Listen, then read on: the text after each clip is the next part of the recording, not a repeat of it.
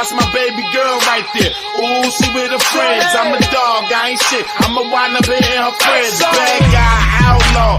Ooh, I'm like Pac, but I ain't die after the second time I got shot. What's good? This is your boy Tico Trent, aka the Internal Sadist, and I'm going to talk about the talking points for all intents and purposes. What's good? I'm going to talk about the various talking points of people in general for all intents and purposes. So this should be fun and good, and should be lovely.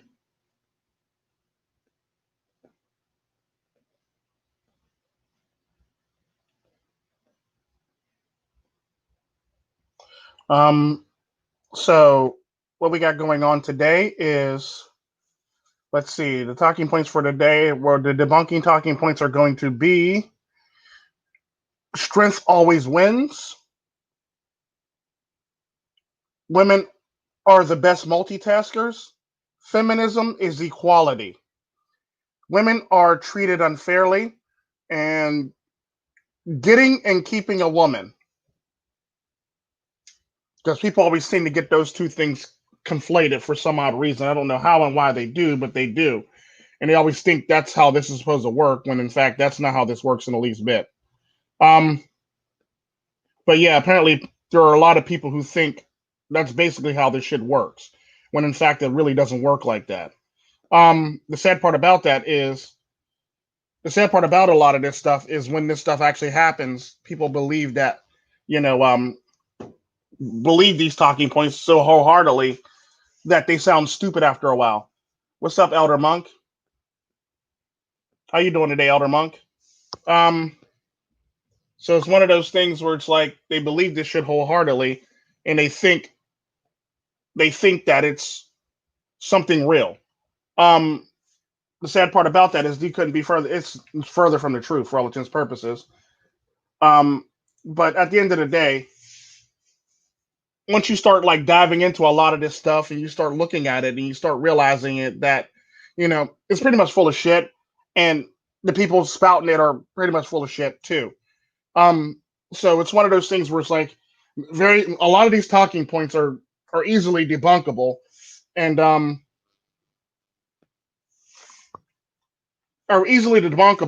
it's one of those things where it's like you start thinking about the shit and you start, wondering how it's supposed to work and all the stuff behind it. So it's like, what actually makes you think this shit? Where the hell do you get this shit from?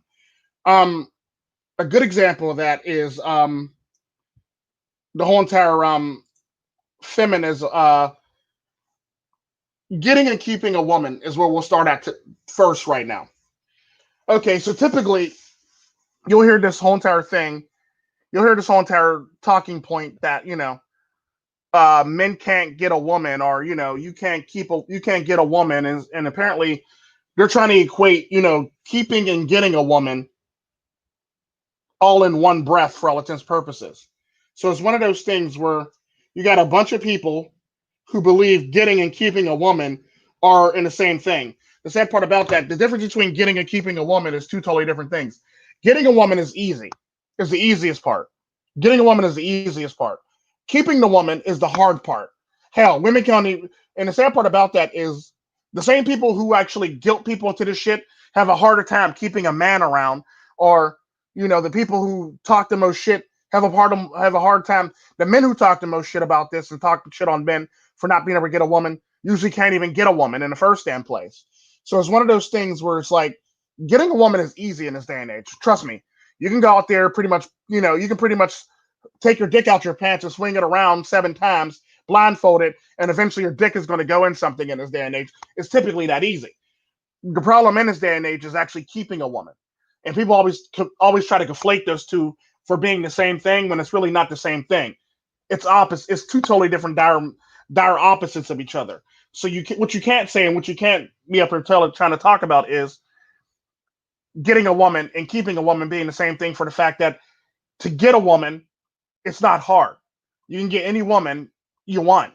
That just takes pickup game or a little bit of game for all intents and purposes to get a woman. And half the time, especially in this day and age, it don't even take that much game. It also takes a little bit of alcohol, or you happen to be walking past a woman at the right time, right moment, and she's horny, and you're basically getting jumped on for all intents and purposes. It's typically how that works. So it's not hard it's not hard getting a woman.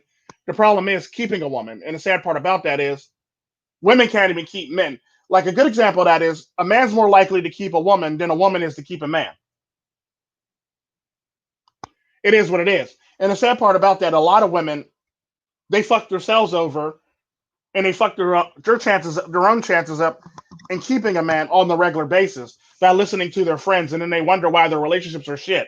Then they always try to blame the ex person because they were listening to their single ass friend. And this is typically where a lot of the confusion comes into play because you're listening to your single ass friend, thinking that she has the best information for you, but she wants you to be miserable and happy with her for all intents and purposes instead of you being happy being happy in a relationship with a man. So a lot of times women get psyched out of a relationship by their own fucking friends. So women get stabbed in the back by their own friends when it comes to shit like this. And it's kind of funny. It's very funny watching this shit for the reason that women fall for this because women are the easiest to manipulate in public or in society for all intents and purposes. I was having a conversation with a conversation in a podcast or in a live stream about this because women are the easiest. Oh, it was the reaction podcast basically. We did a reaction video basically on the Red Pill Black Pill channel. It's going to be later. It's going to be renamed the Internal Sadist channel. But yeah, I was doing we was doing a reaction video on that one, and I basically said that women are the easiest to manipulate in public, in society. You get the women, then you basically get the men to pretty much follow suit.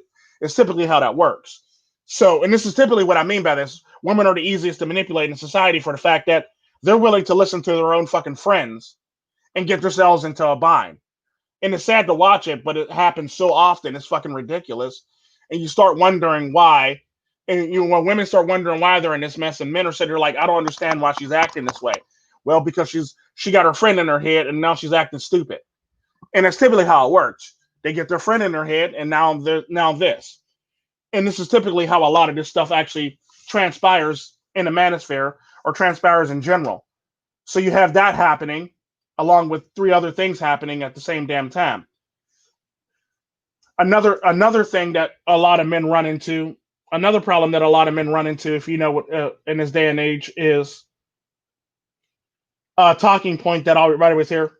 Women are treated unfairly. Yeah, they are, depending on how you look at it. Like they're treated unfairly for the fact that they don't have to sign up for their draft. They don't have to sign up for selective draft. They don't get as much time in prison for the same crimes that men commit. So men tend to look favorable upon them. Male judges tend to look favorable upon them, which is actually pretty damn funny. Insurance, their insurance premium in the beginning years is cheaper than men's insurance premium. Like, think about this shit.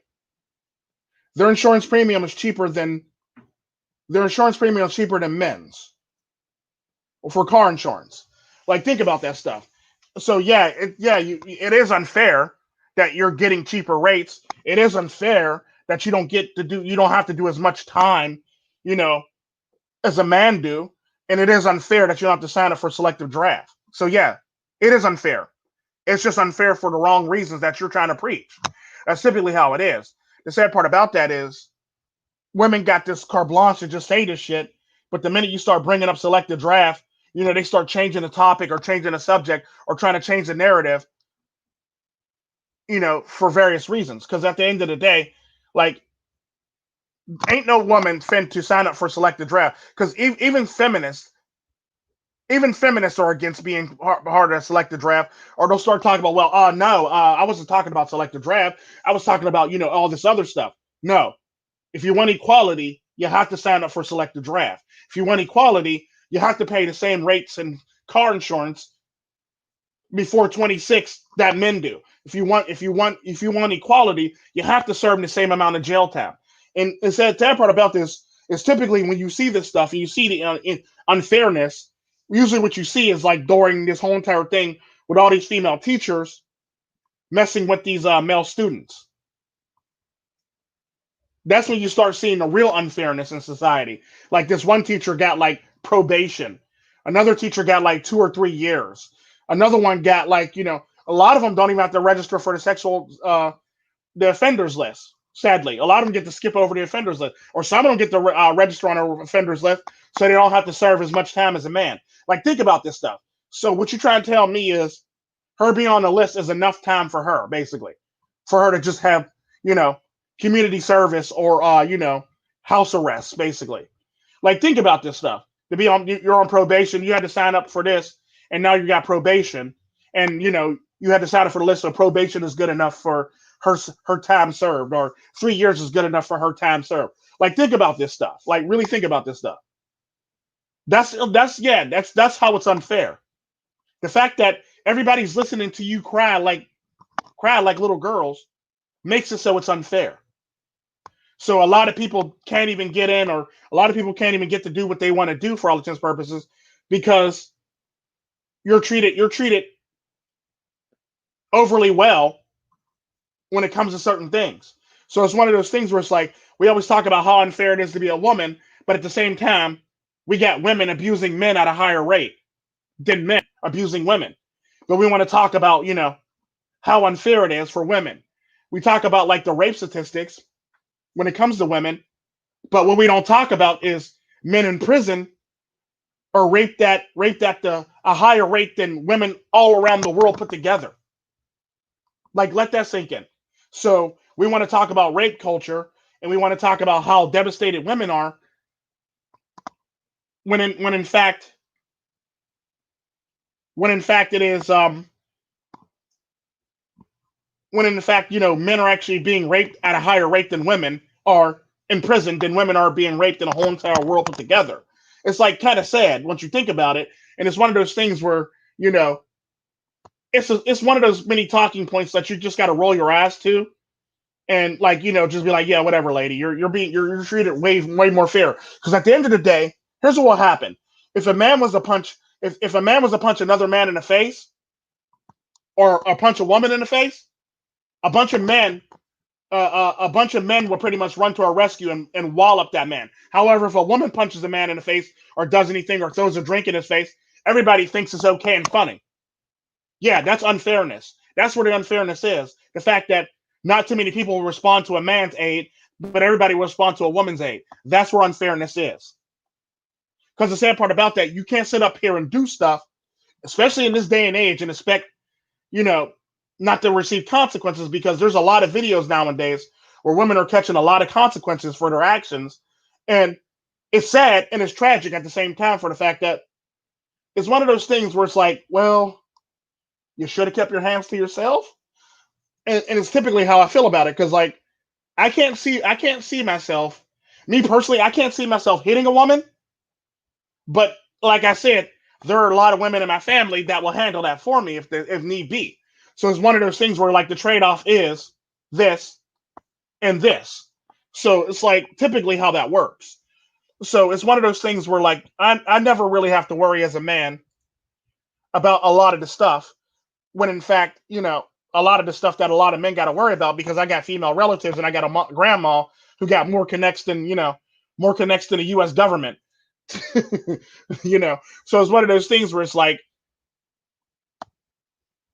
you got to actually put things in perspective. Like, look, if you want equality, you're gonna have to bear the brunt of all the equality altogether.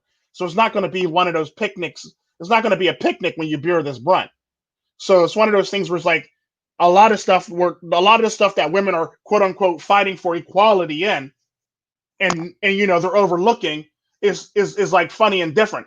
Like a good example of that is, we want more women in construction, just not actual construction, maybe turning the sign construction.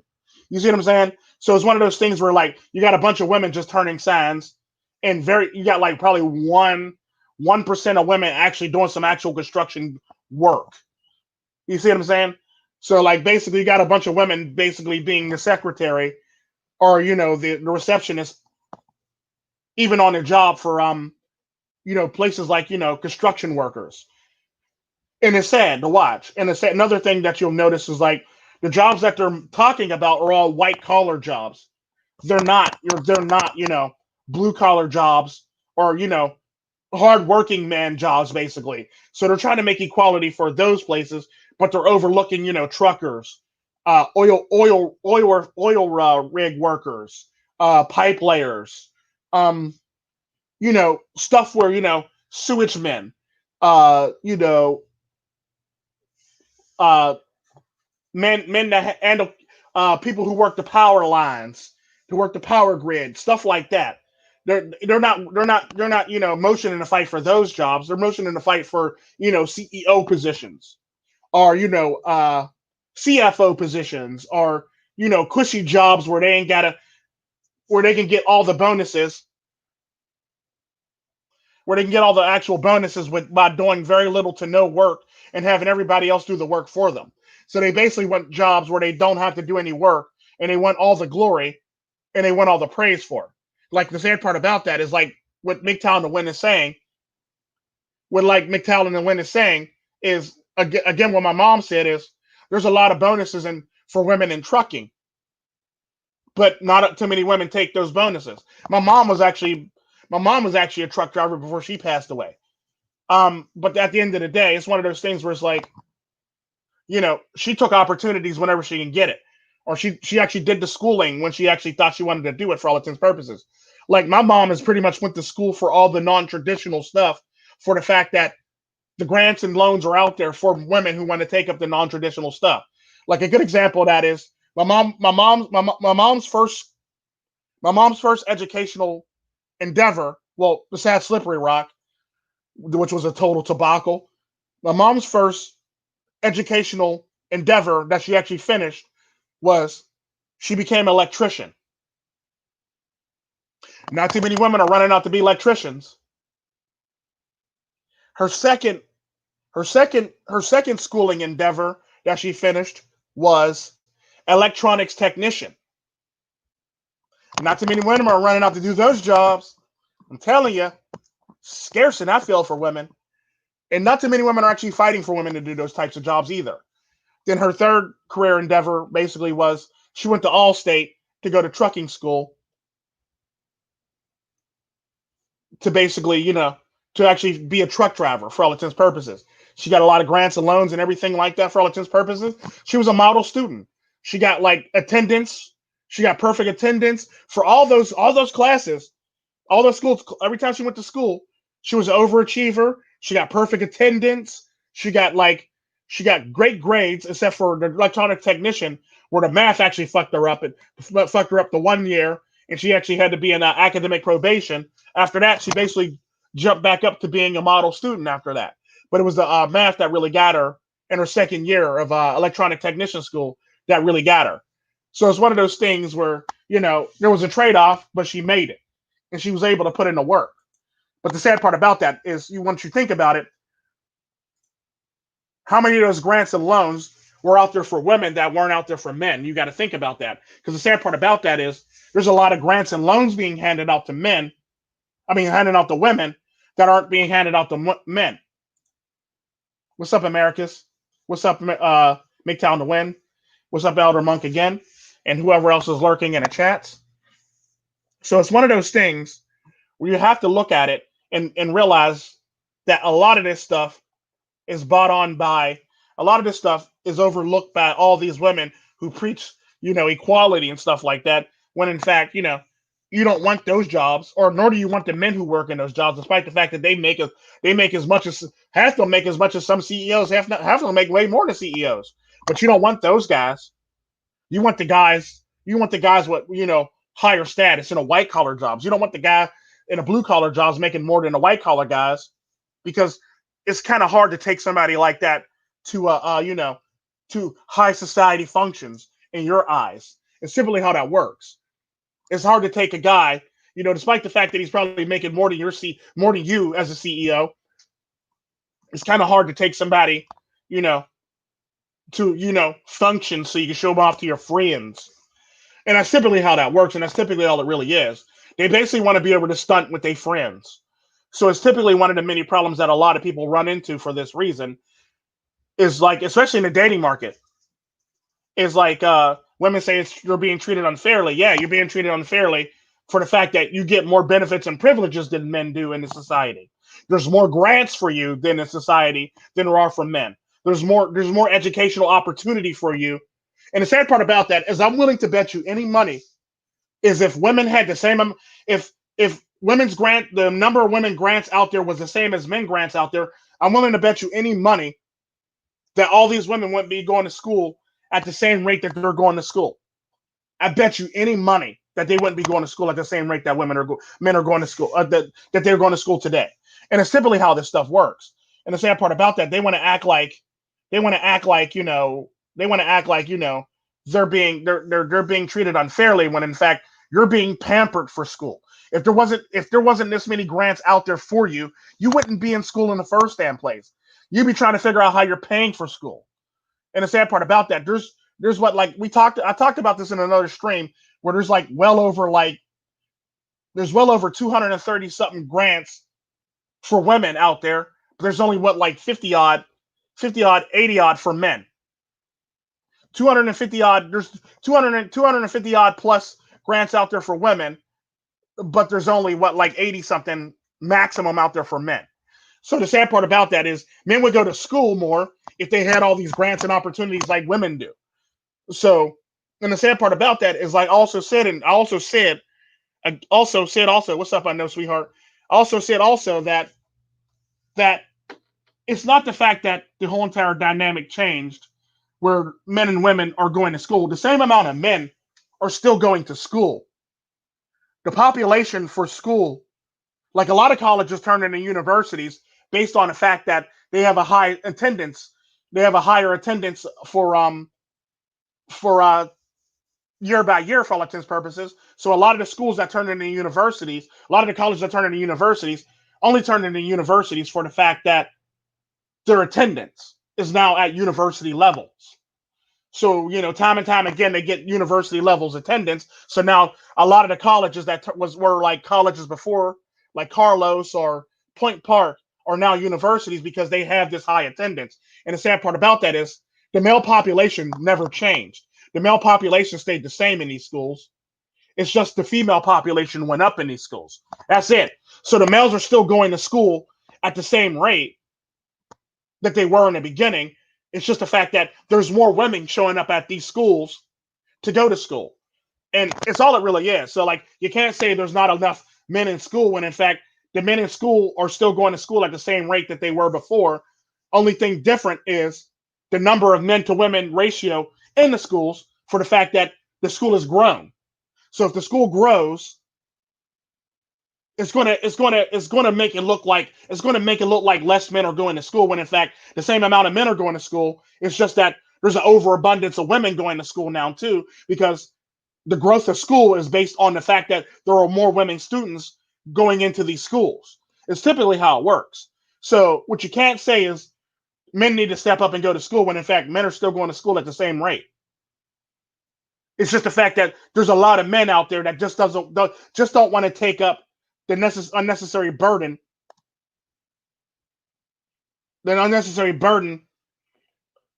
of going to school or having a debt in the future. And it's typically they're going to school at the same rate. The irony to it is a lot of trade schools have seen a boom. A lot of trade schools have seen like a boom in, attendance too. So there's a lot of men going to trade schools versus college. So the sad part about that, so the trade school boom has went up. The college boom has stayed the same for men, and it's went up for women. So typically, the only reason why it's not the fact that less men are going to school or opting out of school. It's the fact that there's more women going to school. So it makes it look like there's no men going to school or men are opting out of school. But the sad reality is the same amount of men are going to school. It's just that there's a ridiculous amount of surge of women going to school on top of that. So that's where that unfairness actually comes into play. So when you get out of school and you want to meet your so-called future person that you can't meet, just know that you're going to school at like 70% and men are going to school at the same percentage that they were going in the first place. It was like 20, 30 odd percent basically, or men are going to school. So it's one of those things where it's like you kind of sort of got to compete with everybody else at the school, and now you got to compete with all the women who didn't go to school. So now you're double the amount of you doubled the amount of men going to school now. So now you got to compete with everybody under the sun to get that men at that school, on top of the women who decided that they didn't want to go to school and they'd rather just be a stay-at-home mom and have a man take care of them. So now you're competing with that plus that plus that. So you set yourself up for failure. It's typically how that's worked. You thought you were going to go to school to meet this nice guy. What you don't realize is you put yourself in competition with other women. So now you're going to have a problem naturally with competition with other women now. So it's one of those things where like you screwed the pooch on that one and you jumped the gun thinking that you're going to meet a guy, and all you did was overflood the market with. It's basically the same thing with women and pussy. Because women overflooded the market with pussy, no man really has to settle down when they can just go around just smashing and dashing all the damn time. It's typically how that works. So that's pretty much how that works. So you're competing with a lot of people who want to go to school now, and now that you're in school, this is the problem that you're running into. You got to compete with the same amount of women that's going to school with you. Oh, back to the actual analogy about sex, basically, to finish it off. Basically, the same thing that's happening in colleges nowadays is the same thing that's happening with the sexual market, basically. So what's happening with that is typically a lot of women are quote unquote liberated, and they wonder why later in life they can't find a man or nobody wants to settle down with them. The sad part about that is the reason why nobody wants to settle down with you is the simple fact that they got all these fucking options out here and they can bang anybody and everybody out here. That's pretty much how it works. So if a man has a bunch of options, why would he want to settle down? It's typically what I say, why bat a cow when you can have the milk for free? And that might sound mean, but it's the honest to God. Like, this is what you wanted, this is what you get, this is what's happening. Suck it up, buttercup. So it's one of those things where it's like people don't want to do that and they want to be upset by it, and they don't seem to understand why they're in the messes that they're in. And the sad part, the cold hard reality is you're the reason why you're in this mess. You got yourself in this mess. Now you got to figure out how to get yourself out of this mess. And typically women are complaining about not being able to find the right man or the man of their dreams now, and they tend to be like deserts. Well, it's not really the fact that there's a desert. It's the fact that your options are very slim. Your options are very slim pickings for all intents and purposes. Because 9 times out of 10, those men that you were chasing, trying to go to college to chase, are already settled down and have a family, or they're divorced by the time you get out of college, and now they're not even wanting to play the market, and are just basically living their dreams, basically, by just banging and bagging every single woman that that would throw themselves at them. And that's pretty much all it is in this day and age. There's a lot of women throwing pussy at men like you know it's like, basically, think of it like the zoo. Feeding time for the zoo. Men are lions, and it's feeding time at the zoo. Typically, you throw food in a thing, all the lions come rushing to eat their food. Basically, women are throwing pussy out like food, basically. So therefore, men are already fed, so they're not really looking for you at all. Another good example of unfairness is the OnlyFans. I don't know too many men that got the same amount of fans as women got on OnlyFans that's willing to pay to see them naked and or with their shirt off for all intents and purposes. It is what it is. So yeah, there's unfairness. The unfairness is the fact that men are experiencing the unfairness that is women. Women are unfair. Women are treated unfairly for the fact that women are unfairly represented for the fact that there's a bunch of simps. There's a bunch of simps out there that are so fucking thirsty that they'll pay your way. And it's not hard work to do OnlyFans. It's not hard work to be a Twitch star. It's not hard work in the least bit.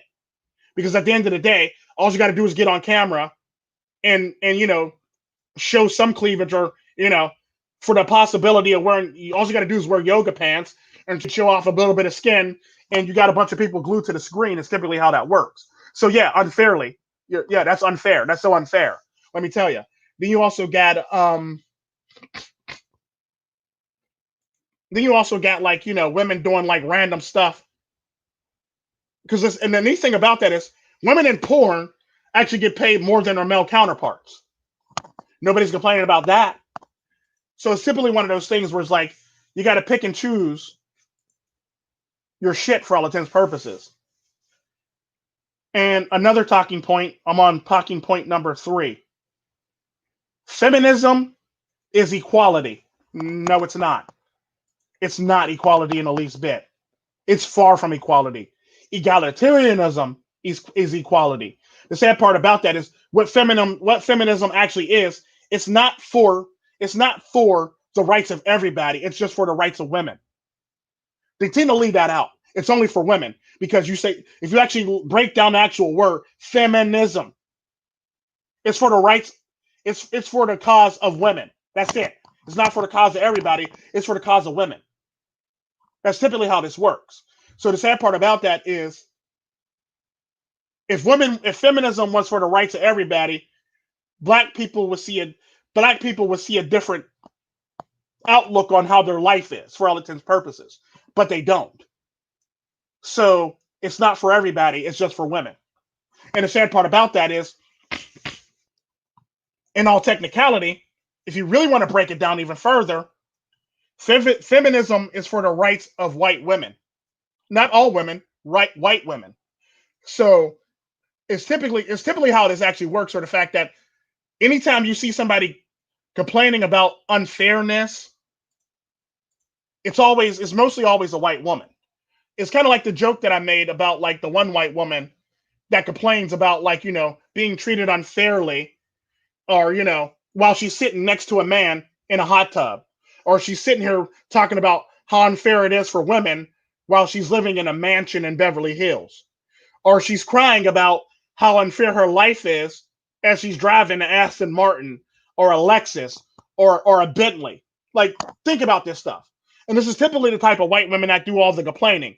You're complaining about your life being unfair, but you grew up in an upper middle class neighborhood with an in-ground pool. Your life's unfair how? Or you're complaining about how unfair it is to be a woman and everybody's paying for your drinks at the bar. Or you're complaining about how unfair it is to be a woman and you got simps that literally donated money to you so you could buy yourself a new house that you didn't end up buying in the first damn place. So where did the money go? And it's a cold hard reality when it comes down to it. Feminism isn't about equality. Egalitarianism is about equality. That's pretty much how it is. Because women live off the backs of everybody else, no matter what. Because it's like they can't do for themselves. And when they do for themselves, at the end of the day, they always bash. See, I did this all independent. I got my own stuff, this, that, and the other. Meanwhile, back at the ranch, you got a fan section full of men who are actually literally funding your life. So how are you independent? That would be like me saying I got a job all by myself. Meanwhile, back at the ranch, affirmative action got me the job. So at the end of the day, the fact that you have simps is your affirmative action that's paying for your stuff and paying your way. The fact that you can do sugardaddies.com and find a sugar daddy to pay your lifestyle is affirmative action. The fact that men will pay for your drinks or come to your rescue after you done did some stupid shit to another man is affirmative action for women. So the sad part about that is women have a shit ton of affirmative action, especially white women, because they're sitting out here talking real reckless about white men while they're sitting in the hot tub next to white men who are paying their way. Like, and this is typically how this stuff actually works. You are literally sitting in a hot tub next to a white man who's paying your way, complaining about white men and being treated unfairly while slipping daiquiris. Do you not see the disconnect? Do you not see the disconnect, lady? So at the end of the day, feminism is not about equality. It's about advancing women to be beyond men. Because once you actually look at it, like I said with the last topic of women are treated unfairly, it's basically women want all the glory, but they don't want none of the consequences. Or they want all the glory, but they don't want to have to do the work. This is typically where the whole entire pay gap thing comes into play. They sat there and added up everybody who works in the world, in the United States or whatever country they're in, and they average it out, and that's basically how they got the whole entire thing. So you not only did you have a bunch of full-time people in there, and not only did you calculate for, not only did you just put full-time people in there, you put part-time people in there, you put people who work overtime in there, and this is typically how you get the pay gap. It's not the fact that you're getting paid less, it's the fact that you're not doing the work. That's typically how that is. So what you can't sit up here and tell me is a woman working 27 hours a week should be paid equivalent to a man that's working 90 to 70 to 80 to 100 hours a week. It doesn't work like that. That's not how this world works. You get paid for the work you do. You literally get paid for the work you do. And if you can't do the work, you'll get let go.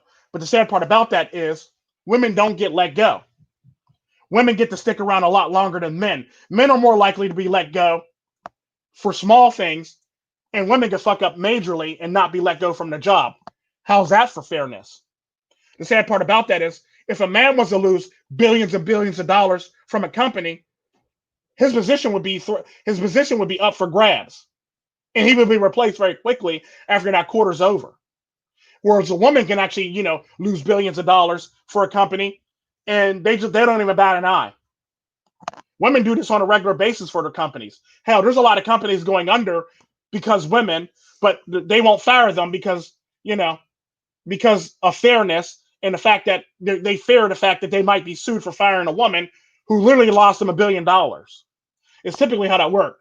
And the sad part about that is only women can lose a company billions of dollars and not have to worry about their job on a regular basis. Now, if a man can't even lose that kind of money, if a man loses $1 million for a company, they're already talking about replacing that nigga.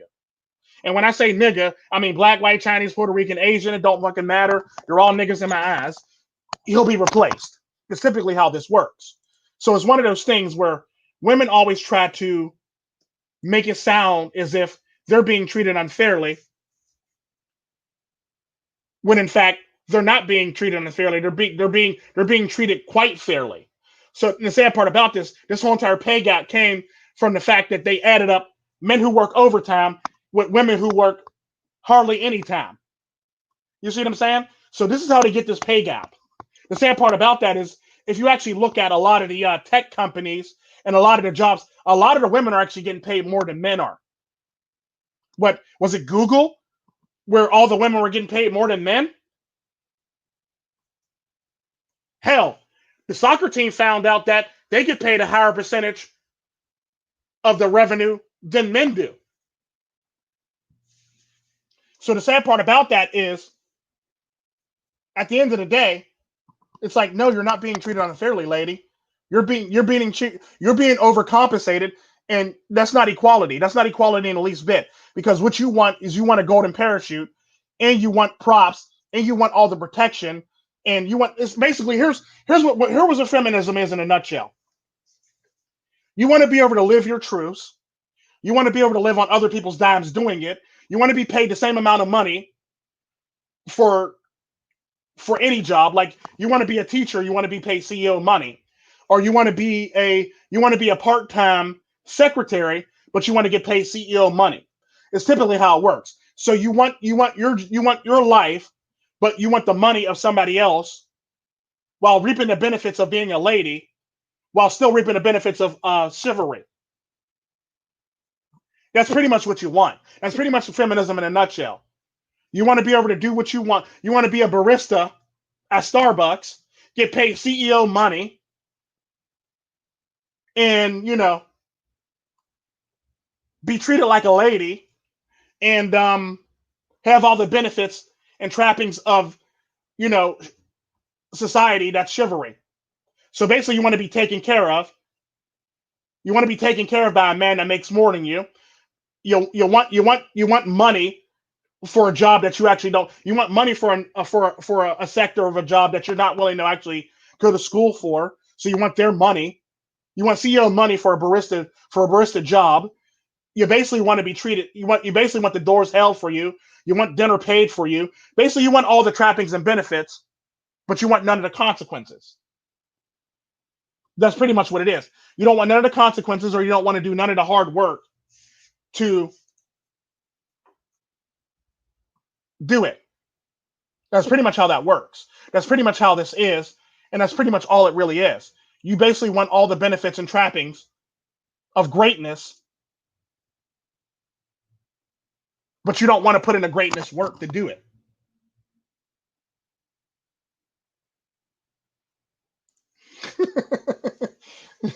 But yeah, it's typically how that works. And the faster you figure this out, the better off you'll be as human beings. Moving on to the next topic. Women are the best multitaskers. Now, I heard other people cover this topic. I'm going to take a bit of a different approach when it comes to this topic. At what? Women are better multitaskers at what? Because at the end of the day, when I think of multitaskers and being very good or being the best multitasker, I think of childcare. Now, where I see it right now is women are sucking at this very badly. It's like you want to complain about, doing all this work when in fact you're doing no work at home, and you want to be treated like, you're doing so much work. When in fact you're doing very little to no work in the first damn place. Good example of this is the home front. Now, there are a lot of single dads out there. There's not a whole lot like single mothers. The sad part about that is the reason why single fathers actually excel at being an actual parent, unlike women are, is for the simple fact that they're good at task management. So they basically handle things based on their importance. Good example of that is, this is why a lot of single father children grow up to be productive citizens of society, and they grow up not being drains on society, for the fact that they had that male role model, and typically they didn't have anybody to fuck them up, basically emotionally and mentally, and tell them that their life's unfair. They basically had that strong, steadfast male role model, and this is typically why 9 times out of 10, if a woman is if a young lady was raised by a single father, she has a better chance at life than she does with a single mother. The same thing goes for sons. If a son is raised with a father, he has a better chance at life than he does with a single mother. Same thing goes for parenting and housework. The sad part about that is, what I've noticed with all of the housework and the parenting is, when I was a single father, my house was always clean. My house stayed clean. I always cleaned my house. Always made sure it was straightened up. My car is clean. My car is immaculate. My car is fucking immaculate, dude. The sad part about that is, when you step into women's cars, there's shit all over the place. There's stuff in the back seat. There's stuff on the floor. Stuff all over the place. Stuff in the passenger seat. Stuff in the back seat. Stuff all over the trunk. And it's like, really, dude? Really, dude? And the sad part about that, if you get in my car, there's nothing on the seats besides the butts.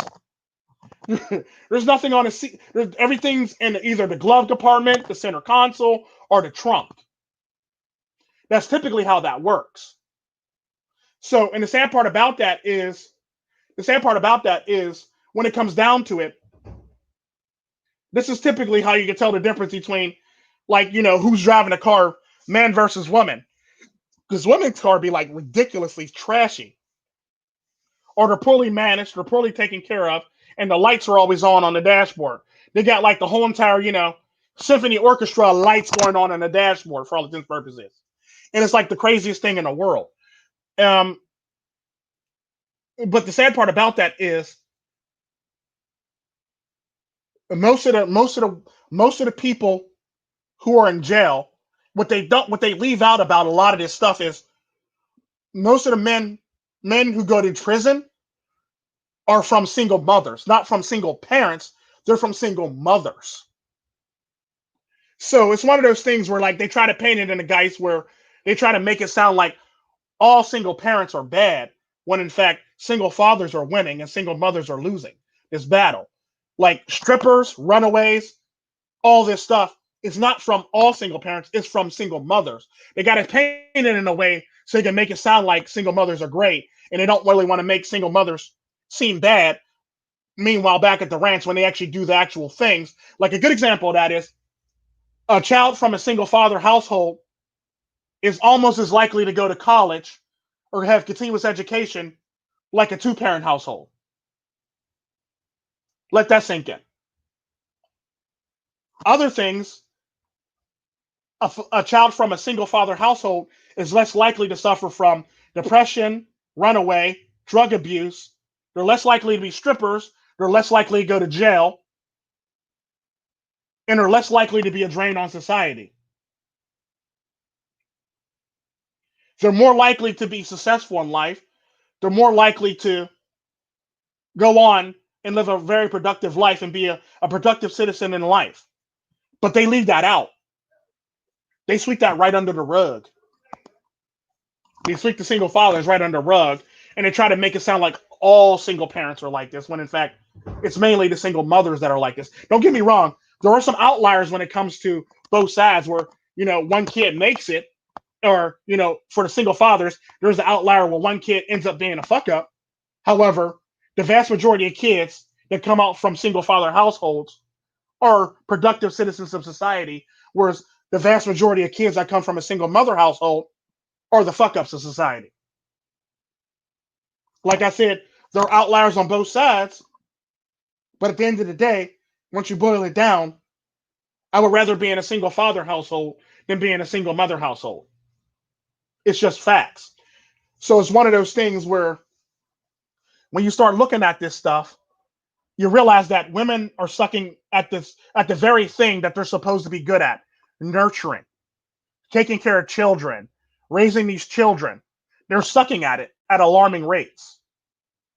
And the sad part about that is there's a lot of courts in various states that's starting to look at the father for custody more than looking at the mother for custody. This is typically where that new thing came up, where if you accuse the man of abuse, he won't get custody of the children. So typically, that whole entire thing transpired from men being looked at favorable for being the caregiver of children in court. So now the lawyers and the advocates and court people are telling women that all you got to do is tell him that he's abusive, and that lowers his chance of getting the children. And that's simply where this whole entire narrative came from. The fact that courts were looking at men more favorable to place children with men, and now the new players say that he's abusive, when in fact he's not abusive. The sad part about that is something that I learned when it comes to abuse in the United States is, if you actually listen to women talk about abuse and talk about rape, you would think every single woman in the United States has either been raped. No, we'll separate them. If you actually listen to the talking points that a lot of these women have about being abused in relationships, statistically, from the way they talk, every single woman in the United States has suffered from abuse in a relationship. Then on top of that, if you listen to the rape side of it, every single woman in the United States has been raped by their talking points. Typically, is how it works. The sad part about that is, if that was the case, the United States would be the most dangerous country in the whole entire world for violence. And it's not. It's really not.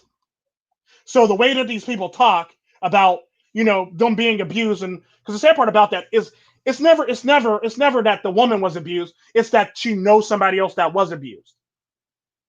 And I'm kind of sort of getting off the topic, but this is basically playing back into the whole entire last three narratives that women push. So it's one of those things where it's like, this very topic alone is very detrimental to society, for the fact that, if you ever, because I actually put up a post last night on Facebook before I took it down, because it was getting really ridiculous, because I knew women would say and do some stupid shit on that post. And it pretty much panned out the way I thought it was going to post. So I got people, the post basically read, is it just me, Or is every single woman in the United States, or has every single woman in the United States been in an abusive relationship? Now I said relationship. So you can imagine the mental gymnastics that came in the comment section after this shit. And how many times it was shared on Facebook was ridiculous within itself. I said relationship. So now this is the shit that's happening under my post. Well, I know a lot of women that suffer from abuse. Did you suffer from abuse? No. Well, I know a lot of women. Okay, shut up then. You have no room to talk. Keep it moving. If you didn't suffer from abuse, keep it moving. Or you'll get women that'll say, well, not me. Then they'll turn around and say, well, I know a lot of women. Well, shut up. Shut up. And they'll say a lot of women. So the sad part about that is when you start thinking a lot of women, majority of women or a lot of women was pretty much the talking point under all that stuff for all intents and purposes. So I was basically running into a lot of the stupid shit that women were saying. And then like it went from relationship being abused in relationships to rape. It went to being abused as children. Now, mind you, I ain't say shit about children, nor did I say anything about just being plain raped. I said relationships. So the mental gymnastics went far left on this shit. So the sad part about that, I got tired of getting so many fucking notifications for this fucking message, and women sharing this shit, women commenting under this shit, women saying that they know other women, but they weren't, So it's one of those things where women live vicariously through other women. So it's not the fact that all women in the United States were raped or were in abusive relationships. It's the fact that all women live vicariously through other women. That's simply how that works. And the one talking point where, they have a hive mind is pretty much real on Facebook. It's one of those things where it's like, yeah, I know a woman. Well, and do you get the women who are actually very legit about it? They'll go, well, not me. Or this one woman actually literally commented to me, well, what women are you talking to? Because I never suffer from no stuff like that. Like, okay, that's nice. I was trying to prove a point.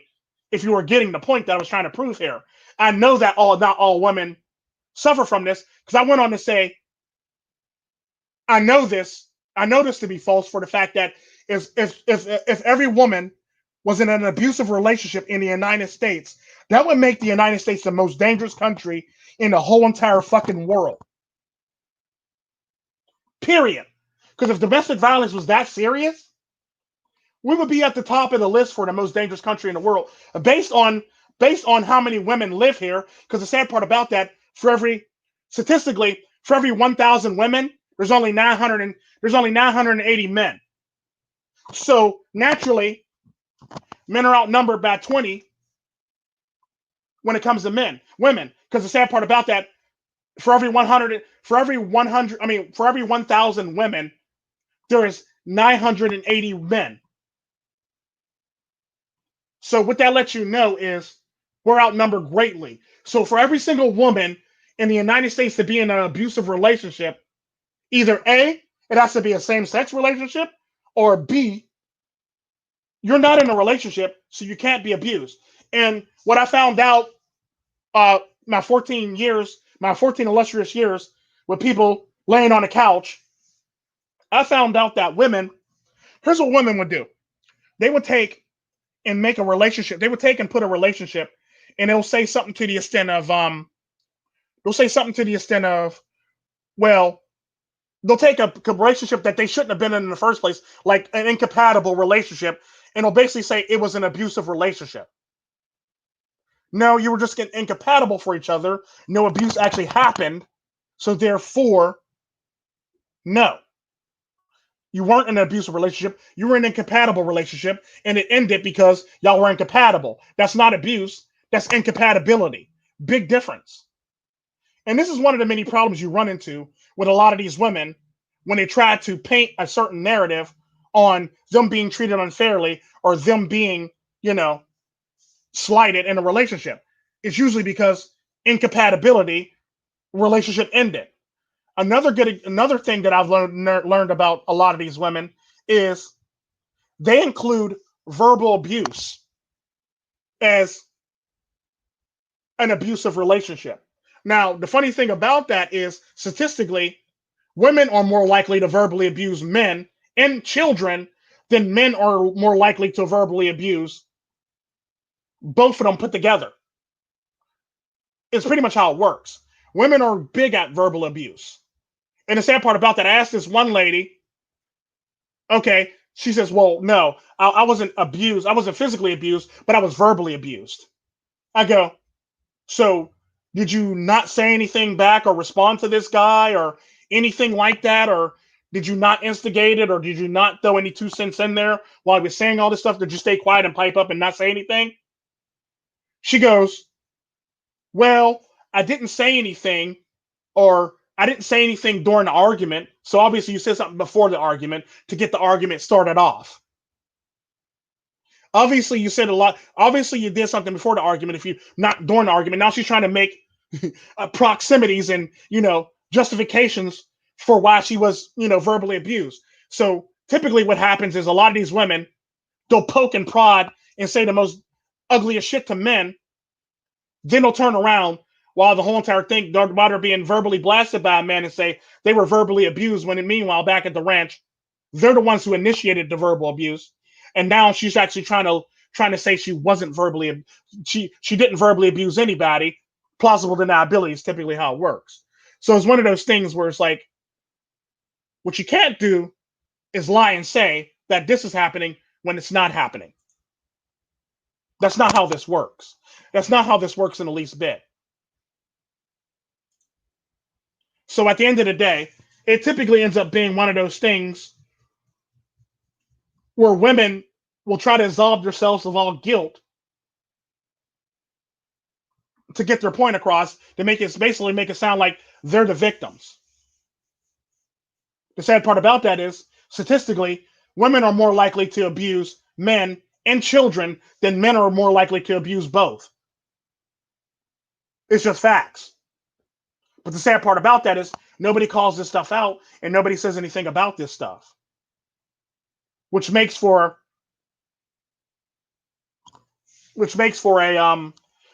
some funny shit. But the sad part about that, I remember when I was hearing about this while they were ramping up to when they were ramping up the whole entire thing where they were saying that men are abusive in relationships. So tell the judge that they're abusive, and they won't get their children after after the courts were starting to look favorable upon men for giving them their custody of their children back. This whole entire thing pops up where now there's a list of things that's abusive. There's verbal abuse, now it's considered abusive.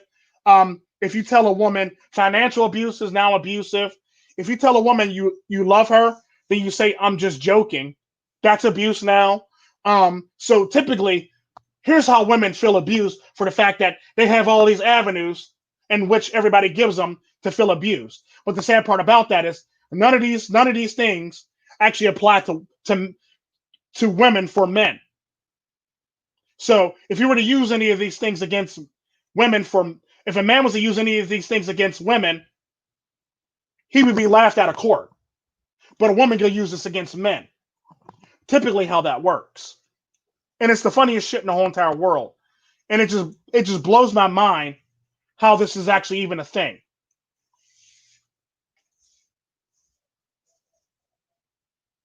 So at the end of the day, when it comes down to it, women aren't really multitaskers for the fact that they can't manage their household, nor can they manage children properly to be considered the best multitaskers. If they were better multitaskers, they can manage all this stuff properly and probably put a meal on the table for their children and or their significant other if that was the case. It's funny how they have all this time doing nothing at home, but they didn't have enough time in the day to do anything. You have a dishwasher, you have a laundry machine that literally, you even have washers and dryers that literally press your shit now and steam the wrinkles out of your shit now. You can't sit up here and tell me that you spent all this time doing laundry when in fact all you got to do is throw it in there let it go, and it handles itself. Like, you can't sit up here and tell me some bullcrap like that for the fact that you can do other shit while you're doing that. You can prep a meal while you're washing clothes. I've done it multiple times. You can do meal prep while you're doing all this shit. So it's one of those things. It's one of those things where women always complain about not having time, or being overwhelmed by stuff. You can't tell me you're a multitasker, then turn around and be overwhelmed. It doesn't work like that. That's an oxymoron. You can't be the best multitasker but be overwhelmed at the same time if you're a multitasker. It doesn't work like that. If you're a multitasker, you're very good at managing stuff. The sad part about that is not all men are multitaskers, but men manage tasks much better than women, obviously, because men will go from the most important to the least important. They'll assess it and go from there. They'll do a risk assessment and analysis on all the tasks, and they'll handle the most important one, that's emergency, to the least important one that lacks emergency. So it's one of those things where it's like men just manage tasks better than women. Therefore, this is how they can get done. A good example of this is I have a friend who's in a relationship with a woman. Every single month, she fucks up the finances so badly where they have late fees. She asked to do the finances, and she fucks them up every single time. Like, let that shit sink in. How do you do the finances and still fuck them up and end up being stressed out by doing the finances? How does that work? The sad part about that is she complained about the finances being so bad that he took over the finances for about 2 weeks. 2 weeks. We'll give him a whole entire month, but it was about 2-3 weeks basically that he took over the finances for, and he had it all straightened out by the end of the week. By the end of those 2-3 weeks, he had the finances all straightened out, and there was money in the bank for spending for all intents and purposes. Now, the difference between what he did and what she did was she was paying stuff late. So now she has late fees. On top of the stuff that you already got coming in anyway, all the bills you got coming in anyway, now you got late fees. So not only are you paying the bills, you're paying the bills late, so now you're getting late fees on top of the late bills. It's typically how that works. And if you pay something late, there's going to be fees for paying something late.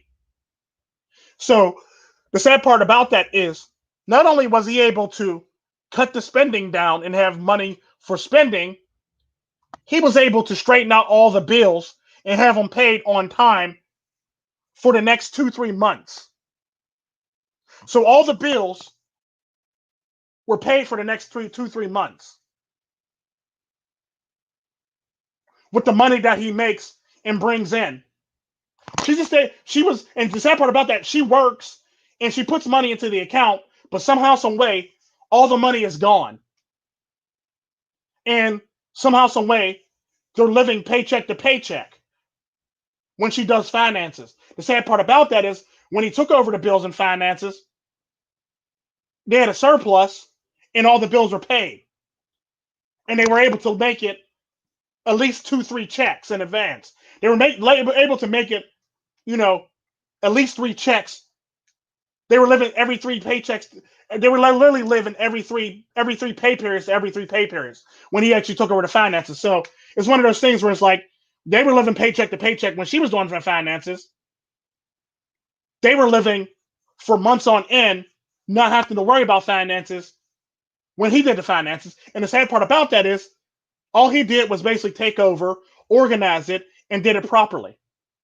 The sad part about that is, if you ever notice with bills, women will have a box full of bills sitting in front of them, and they'll stress over shit that in the back of your mind's not due till the end of the month and the beginning of the month. And typically, women don't think like this, so it's one of those things where they just lay it all out there so they can make them look like they're stressful. And in fact, it's actually not that bad.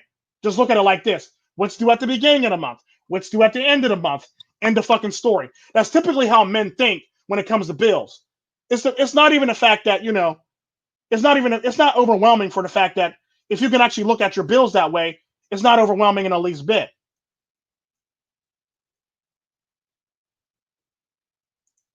So it's one of those things where women will sit at the table stressing over bills for no fucking reason because they're looking at they're looking at bills from the beginning of the month and the end of the month, and they're trying to make it sound like their job is so stressful when in fact, lady, that's due what day. And I always looked at it like this because I remember he said to us, and I remember he said to his wife, "What day is it?"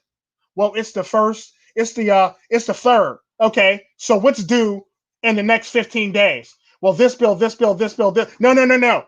What's due in the next 15 days? Well, this bill. No, no, no. What's due in the next 15 days? Pay what's due in the next 15 days. Moving right along. What's due at the end of the month was due at the beginning of the month, basically. It's typically how he looked at it. So it's one of those things, what's due by the 30th and what's due by the 15th. That's pretty much how you got to look at your bills. And this is typically why women can get away with sitting at the table, making it look like they're so stressed out by their job of paying bills. When in fact, they have well over enough money to pay these bills. It's more or less the fact that they don't want to pay these bills on time, or they really want to spend the money on other things. And the sad part about that is if you pay the bills on time and you pay them properly, you ain't got to worry about not having any money. Because the sad part about that, what I noticed about women is typically they'll sit here and try to pay every single bill at one time, despite the fact that all these bills are due before the 15th and all these bills are due after the 25th or after the 23rd, basically. They'll try to pay all the bills at one time, and then you end up with no money in the house. You see how that works? Or they'll put their children in activities, and the extra activities, you can actually afford it if a man actually took over, if you actually did the the stuff properly, you can actually afford the shit for all intents and purposes. But what they do is they basically put all the bills in front of them, and they stress over it, then they pay them wrong.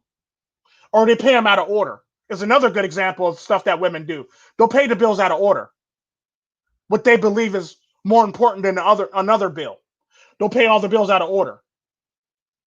So typically what happens is now you got a bunch of bills that are paid and a bunch of bills that are not paid. So you got a bunch of bills on the 3rd that are paid that aren't due till the 25th that are paid, but all the bills that are due by the 15th aren't paid at all in the least bit. So now you're living paycheck to paycheck on some bills that need to be paid for some bills that should have been paid in the first place. Meanwhile, she didn't pay for bills that didn't need to be paid till the end of the month. What's up, 20 piece? And that's a lot of the stuff that you're running into with a lot of these women when it comes to multitasking, when it comes to bills. They basically lay out the bill box in front of themselves and they pay the wrong bills at the wrong time, or they'll try to pay them all at one time when in fact they're not due till next pay period, basically. It's typically how this stuff works. And if you have 2 paychecks coming in, it shouldn't be hard to pay all these bills, especially because a good example of that is what I've noticed with a lot of these households is the family we'll say together, the family will make anywhere between 75,000 to about 120,000 a year, 150,000 a year, we'll say.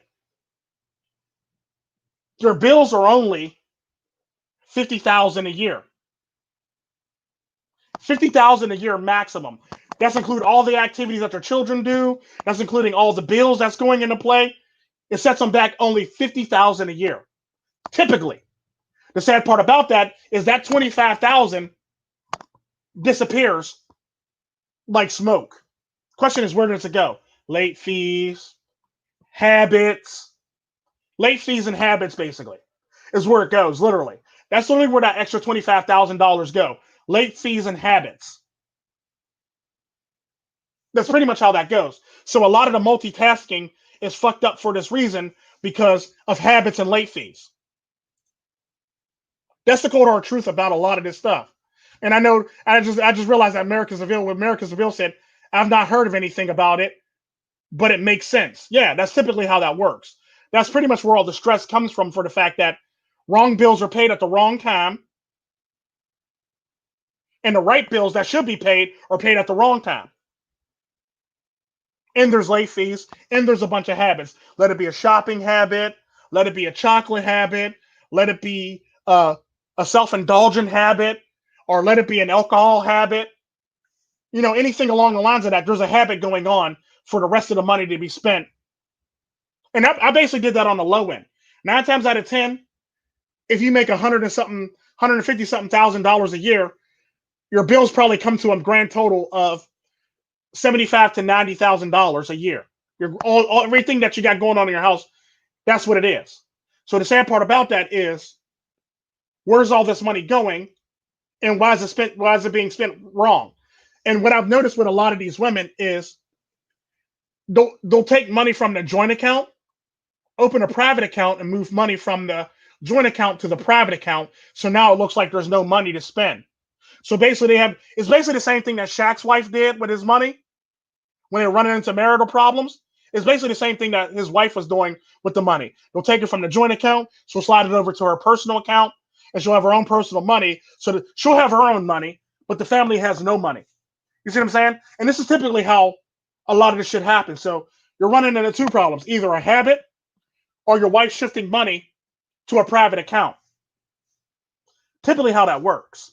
But yeah, moving right along from the multitasking thing, it's not the fact that it's more or less the fact that they get stressed out easily and they can't handle the task properly. Whereas a man basically does risk assessment analysis when it comes to multitasking. He just does risk assessment analysis. A man basically does triage, basically. Think of it like triage in an ER or in emergency purposes. He basically handles anything, the most important to the least important. It's typically how it works. It's how men basically manage their lives and their jobs. The most important to the least important. So it's one of them things. So it's one of those things where a lot of what's up, Billy Goat? Billy the Goat? It's one of those things where a lot of men run into these problems and they wonder what the hell's going on. It's typically how it is. So now we're moving on to the last topic, debunking. Strength always wins. I hear a lot of men say this stupid shit. I hear a shit ton of men say this stupid shit on a regular basis. And the sad part about that is it doesn't always win the day. Just because you're strong, that don't mean you're going to beat somebody at something. Strength, because the problem with strength is finite. Strength is very finite. Strength is meant to be used quickly, be deployed quickly to devastate everything quickly so you can end everything quickly. The longer you try to carry on with strength, the more fatigued you're going to get. It's basically like working out at the gym. The more you work out, the more you pump iron and work your muscles, the more fatigue you're going to feel. Like, don't get me wrong, at first you're going to get a burst of energy because of all the amino acids and all the fat and all that stuff being burned. But at the end of the day, you're going to have muscle fatigue. And you're going to have a lot of body fatigue too at the same time. So it's typically one of those things. It's one of those things where you're abusing your muscles basically more than what they need to be abused. And if you know anything about powerlifting, you would know that you have to basically rest your muscles after a certain amount of time. Like, the only muscles that you could work out regularly and not have any problems with would be your abs. For all intents and purposes, your abs will be the only ones that you can work out on a daily basis and not really have to worry too much about anything. Now, you can work out your arms and chest, but it would have to be low impact exercises that you do it on a regular basis, like push-ups every day. You can only do push-ups every day and not worry about, your muscles being messed up for all intents and purposes, because what ends up happening is you're pushing through the pain and you keep it moving for all intents and purposes is typically how that works. Now, one of the many problems with muscle, and because I always talk about this whole entire thing when it comes to men and women, or men that are weaker than other men. And the sad part about that, because you think you're so big and strong, that doesn't necessarily mean you're actually going to win. Like I said, muscle strength is finite. Muscle is finite for all intents and purposes on how much you can actually use and how much you're going to drain yourself or deplete your body. Because the sad part about that is when it comes to muscle can only get you so far. after a while, you literally have to use other things to sustain you. Let it be speed, let it be technique, let it be, you know, um, mental fortitude. You basically have to use all this stuff so you don't, gas out your muscles. Because the sad part about that is, I hear a lot of men goes, well, no, this woman can't beat me. This and the other. I could beat any woman in the world. No, you can't. No, you can't. Strength doesn't always win the day. Strength will get you fucked up. I mean, strength will only get you but so far. But if you're going against somebody with technique, strength will get you fucked up. Strength will get you all the way fucked up for all intents and purposes. Because at the end of the day, technique, there's no finite amount of technique that you can use, except for how much of it you actually know about, how much you actually know, and how much technique you actually learn. The sad part about that is technique can be used from the start of a match to the end of a match. Strength can only be used but so much in a match or a boxing match. If you ever notice, some of the best punchers, pound for pound punchers, start running out of gas after about round 2, 3, 4. So a technical fighter typically will wear somebody down to the end so they can, wear them out and make them run out of gas and basically get a knockout. This is typically why you end up seeing knockouts at round 7, 8, 9, and 10. Because that technical fighter wore them down and made their muscles fatigue. And the sad part about that, if you're in a boxing match and you're throwing power blows, eventually your arms are going to get tired. And when your arms are tight, as your arms are getting tired, you're going to start relaxing your guard for the fact that you're having a hard time holding your hands up to guard your face from being punched in the fucking face. Now your muscles are fatigued and you can barely hold your hands up to guard your face from being punched in it. It's typically how this works.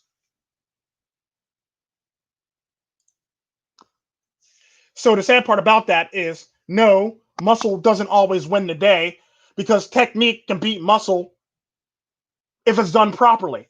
Like a good example of that is what everybody hates his guts, but Floyd Money Mayweather uses technique all the fucking time. He's an outboxer. He's literally an outboxer. Like Pacquiao's a pound for pound boxer. Another good example of somebody he beat that was a pound for pound fighter. There's other people that he beat that were pound for pound fighters. The sad part about that is he makes them play his game, and that's all technique and smarts. The sad part about that is very hard to keep swinging at somebody who's always moving like Muhammad Ali, or that will come in, punch a person in the face, and move back out again. Typically how that works. The sad part about that is muscle, like I said, is finite. You can only use it but so much before your muscles run out of gas, and you don't have that muscle strength anymore, and you can barely hold your arms up anymore. Because the sad part about that is the person's going to use technique on you. Like a good example of that is I'm a pound for pound fighter, but 9 times out of 10, I'm going to use a lot of technique. That's typically what I do in a fight. I use a lot of technique. Like I fight people that are way stronger than me, who can lift way more than me, who can hit harder than me. And the sad part about that is I win for the fact that I just use a lot of technique. I'm either going to wear out your arms, I'm going to wear out your legs, or I'm going to wear out your body altogether. Typically how that works. A good example of a person, a family who's good at, being a technical fighters and over technique, using technique to beat over like pound for pound fighters is the Gracie family. The Gracie family, when they introduced the whole entire Brazilian Jiu-Jitsu to UFC or MMA, they were killing it. Like you got all these people that are like trying to be like, brawlers and shit like that, trying to body slam people and shit like that. You got the Gracies that'll simply put them in a triangle chokehold and call it a day. This is typically one of the many techniques that women can use on men to beat a man that's strong. The sad part about that is for you to actually beat that woman or for you to overpower that woman, you would literally have to pick up her weight while taking infinite pain from your arm being hyperextended to literally pick your one arm up and smash her off the ground repeatedly or off of something repeatedly. This is typically why I always laugh at men that says, "Oh, she only weighs this much. I can overpower her ass." Nigga, you can barely pick up 100 pounds with both hands, let alone pick up 120 pounds with one arm. Shut the fuck up and go sit your dumb ass down some damn where, because obviously you know nothing about fighting. And the sad part about that, you run into a lot of men in the manosphere that will say this shit, when in fact, I know a lot of women who only weigh like 98 pounds who can transport a man back before they got the Hoya lifts and stuff like that, a 250-pound man from his bed to a chair, or from the bed to a chair to the bed, or out of the tub to the chair on a regular basis using just technique. That's all it is technique. They're not the strongest woman in the world. Because the sad part about that, when you get into a nursing field, you start thinking, "Oh, she's strong. She moved this big ass man to from the chair to this, from this to that." And the sad part about that is there's nothing far from the truth when it comes to that. She's not strong. She's just technically sound. And the sad part about that is I've seen women do this on a regular basis without fail. I've seen men do this on a regular basis without fail. A good example of that, when I was trying my hand in the nursing field, I was actually a student, and I was actually in externship for medical field, and I was caring for a patient that outweighed me by at least. He weighed like 285 at the time when I was actually going to school. At the time I was going to school, I weighed I think I got back down to 195, 200 pounds. So what happened was this is when they introduced the new machines that were called the Hoya lifts. So you would take the Hoya lift and you would take them out of the chair, take them out of the bed, and put them in a chair or put them back in the bed, basically. So I was using this. This is a little bit after they introduced these machines on the market to medical professionals. So the sad part about that is this guy, I was lifting this guy up and it said the Hoya lift can actually lift 300 pounds. Something happened where the Hoya lift arm broke. So now this 275, 285 pound man is about to go crashing down to the ground. So me being me, stopped the man from falling and held that man for about 35, 45 minutes in the air and tried to call for help while I was doing it. Now, the sad part about that is the only reason why I made it 45 minutes holding this man up in the air wasn't because of strength. It was because of technique. Now, if you know anything about me, I work out my back, I work out my shoulders, and I work out my legs. So typically, if I had tried to power him up, that would have been a losing cause. The sad part about that is I used technique to hold him up. Basically, what I did was I held him under his arms, in his armpits, and I held him up, and I locked my arms, and I shifted all the weight from my arms to my shoulders, to my back, and my legs, basically. So I used my core to literally hold this man up. I wasn't using any strength. I wasn't using any arm strength whatsoever. I wasn't using any of my back strength, basically. I was using my core and I was using my legs to basically hold this man up. So I locked my arms in place and I held this man in the air and I tried to call for help. 20 minutes go by. I'm still yelling, "Help some." So I need help in here. I need help in here. I need help in here. Nobody comes. I keep yelling, "I need help in here. I need help in here. I need help in here." Nobody comes. Many people walk past the door. Nobody comes. So I eventually took one of my legs and I reached over and I kicked the call bell off the bed. And I waited for a couple seconds so I can gain my composure. And then I went and I slid it close to me and I stepped on the call bell.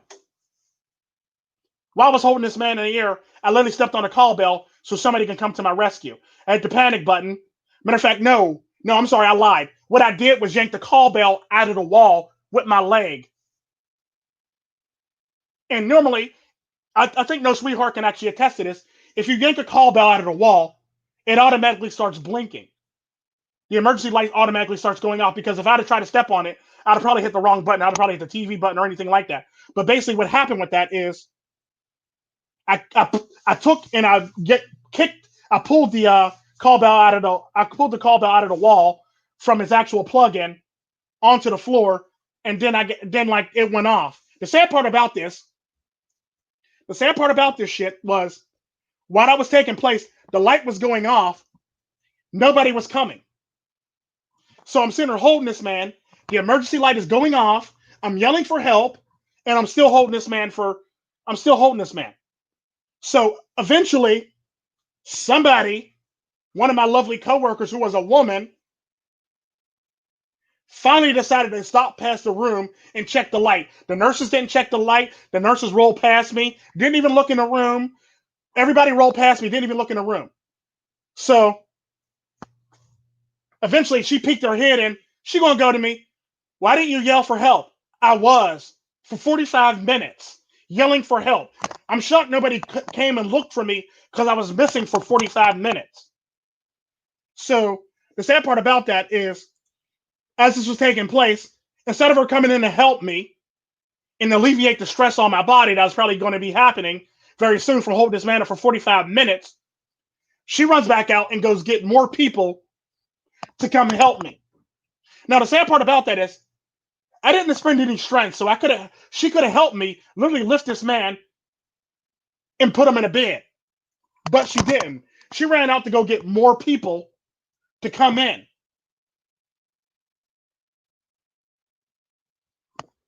So I had to wait another 10 minutes. I had to wait another 5 minutes for everybody to assemble, for the Avengers to assemble behind the desk to come help my ass. Like, think about that shit. So now, not only did I have to hold him up for 45 minutes, I had to wait another 5-10 minutes for the Avengers to assemble to come help my ass, my black ass, for all intents and purposes. So now I'm holding this man up for like 55 more minutes than I need to be holding this man up. Now this man can be injured for the fact that I'm holding him under his arm in a crease where he can get like pressure sores. So now that the Avengers finally assembled to come in a room and help me, they eventually came in. One got a new Hoya lift. The other ones helped me just transfer the man to the bed, and we called it a day. 50 minutes holding this man up in the air. 45 minutes holding this man up in the air before somebody noticed that I need help, and another 10 minutes on top of that for the Avengers to assemble behind the desk to come help my black ass. Really, dude? Really?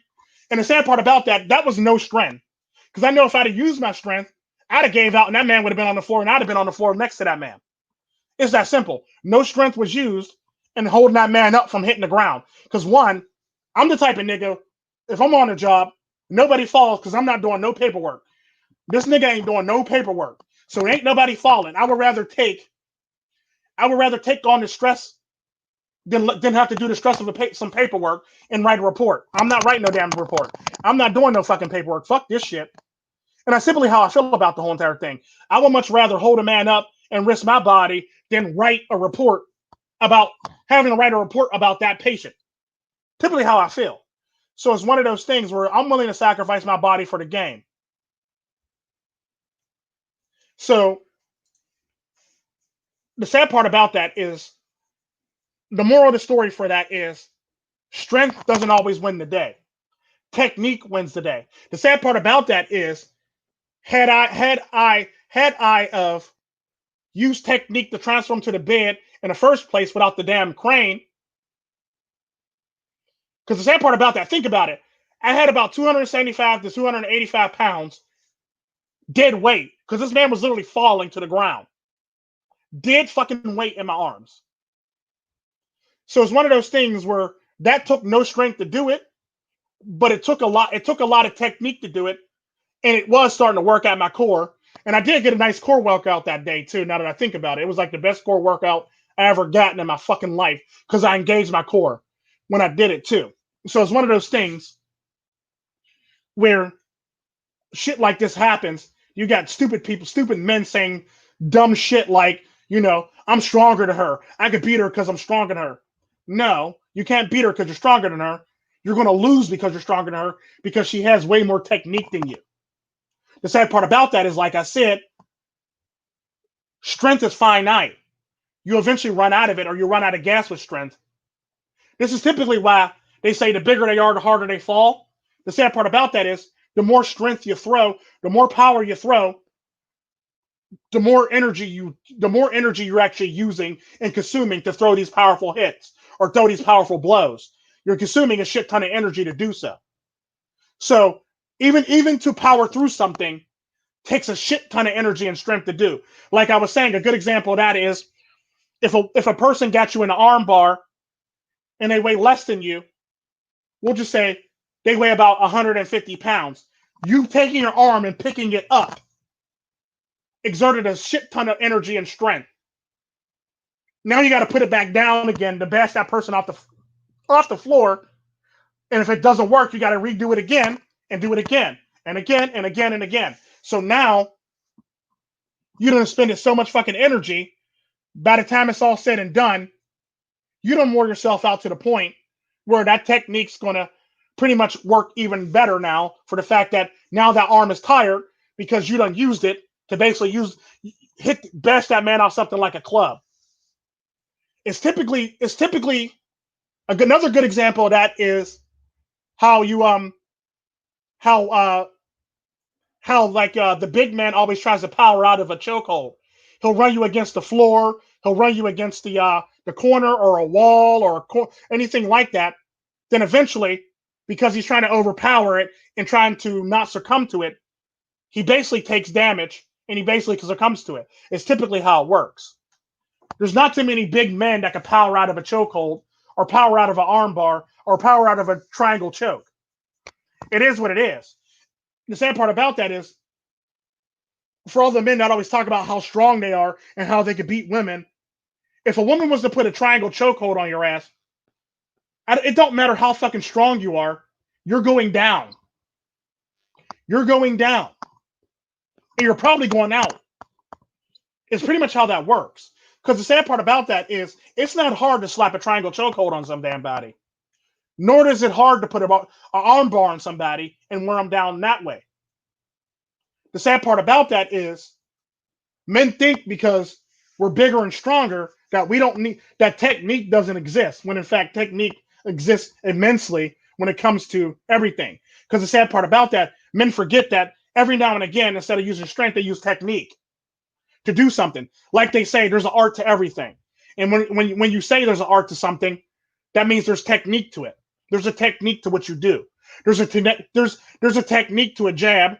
There's a technique to a straight jab. There's a technique to an overhand right. There's a technique to all this stuff. You don't necessarily have to throw powerful overhand rights or powerful jabs all the damn time. If you throw a technical jab, you get the job done just as much.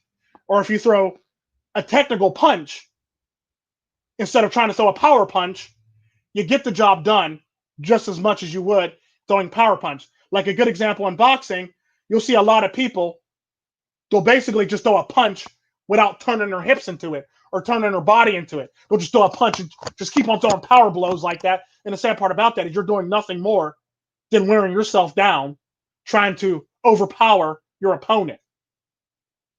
The neat thing about that is, if you turn into that punch, you're using less power, but you're still dishing out as devastating a blow, if not a better devastating blow, than you would if you were just throwing punches, trying to throw punches real hard and real stiff.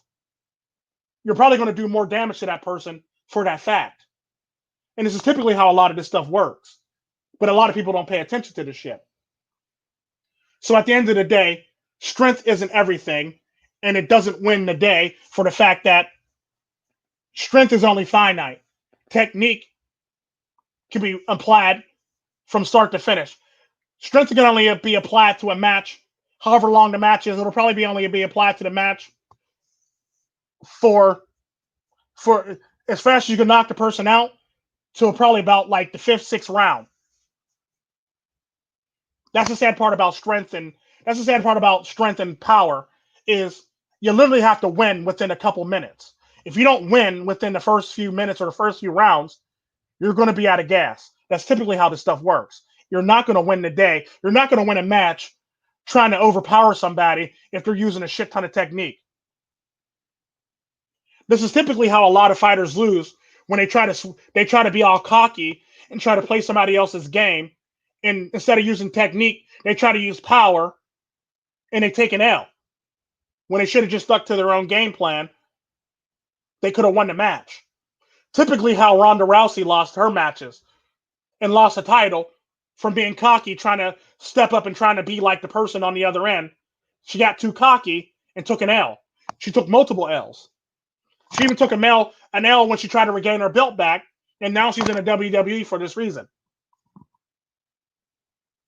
Because the sad part about that is, if a person's a power puncher, you don't want to try to be a power puncher with that person or a power person with that person. You technically want to just use technique so you can win.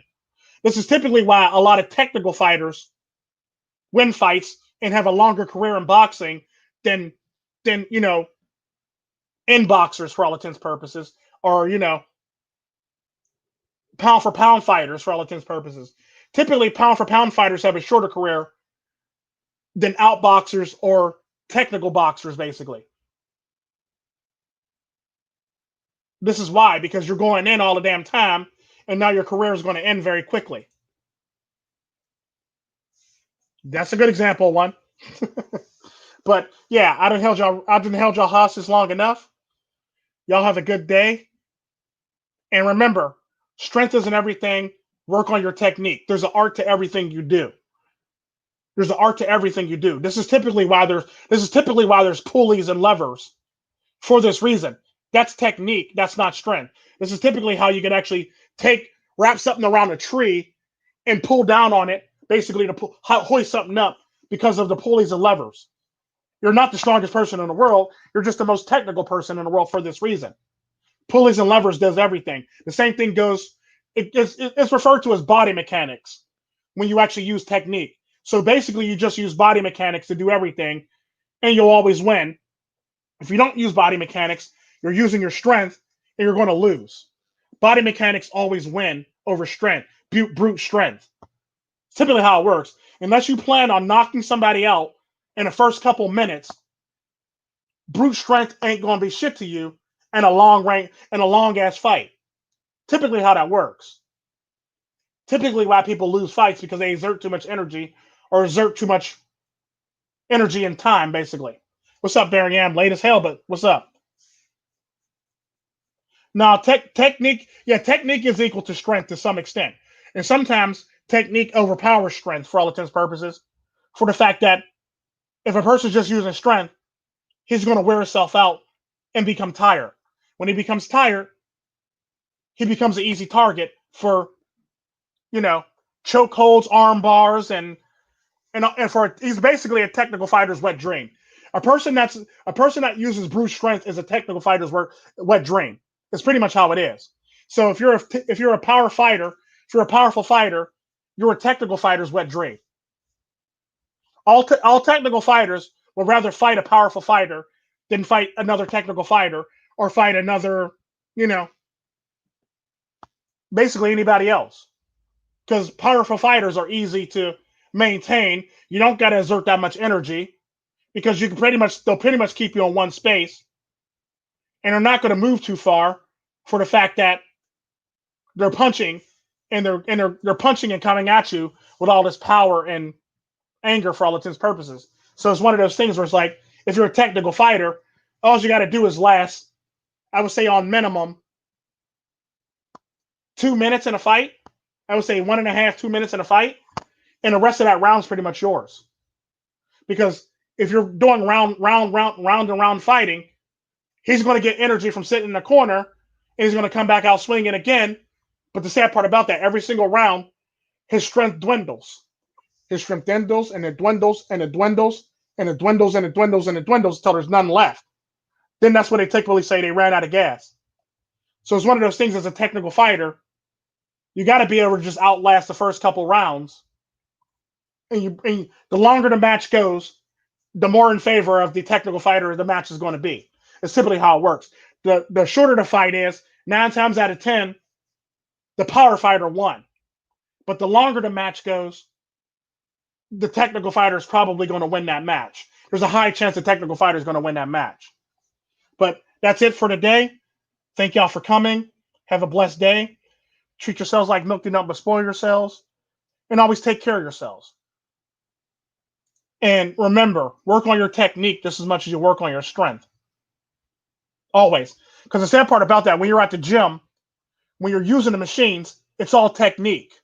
When you want to work your core, you basically, when you're doing the shoulder workout and you're pulling down to your shoulders, you basically engage your core when you do it to keep you in place. So now your core is doing a lot of the work, and you're working out your core while you're doing the shoulder exercises. The same thing goes for all the machines that you're going to use. Let it be the linear leg press, let it be the dip bar thing, let it be the lats machine. All of that is pretty much engage your core, and you'll be able to further your workout even more instead of trying to use strength and try to power through it. Use your core, gauge your core, and just keep it moving.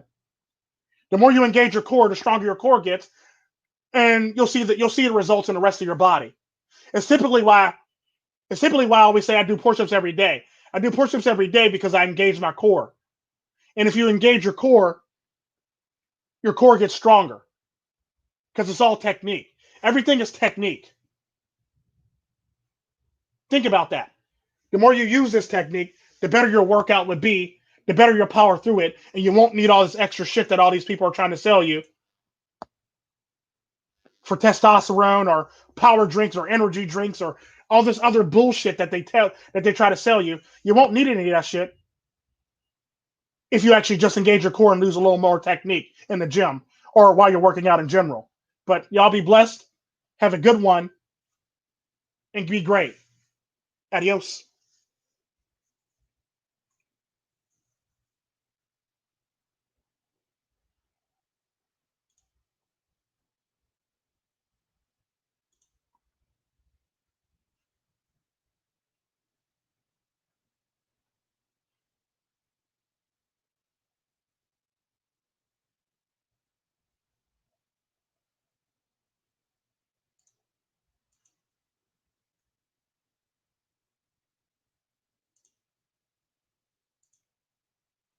Oh, man.